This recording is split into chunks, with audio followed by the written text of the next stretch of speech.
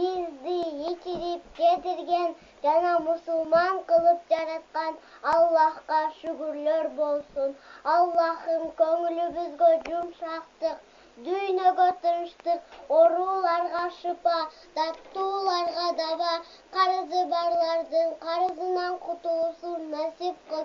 Üy-бүлөбүзгө береке бер, таштырконубуз дайыма жайнап турузун насип кыл.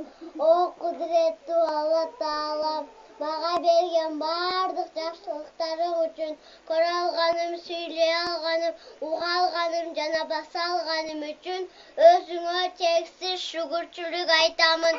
Мени, ата-энемди, досторумду, мугалимдеримди жана бардык мусулмандарды ар кандай жамандыктардан сактай көр. Заманыбыздын асманыбыз ачык болсун. Мени адамдарга пайдасы тийген жакшы мүнөздүү, үлгүлүү перзент кыла көр. Сенин күчүң бардык нерсеге жетет. Сүйүктүү пайгамбарыбыз Мухаммед саллаллаху алейхи ва салламдын урматына динибизди, намазыбызды жана Кур'ан Керимди үйрөнүүнү насип кыл. Бизге берген чексиз нематтарыңдын алдында сага шүгүр кылуучу кулдарыңдан кыл. Алуучулардан эмес, берүүчүлөрдөн, жалкоолордон эмес, сенин жолуңда кызмат кылгандардан, сараңдардан эмес, жомарттардан, текеберлерден эмес, кичипейилдерден, ислам динин эң сонун жашагандардан кыла көр. Адамдардын билип-билбей кылган ката күнөөлөрүн өзүң кечир. Себеби сен кечиримдүү затсың. Адамзатыңа мээримиңди, райымыңды аяба.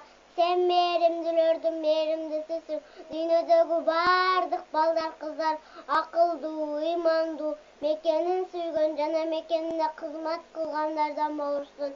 Кыргызстаныбызды түштүк түндүк болуп бөлүнүп кетүүнөн сакта.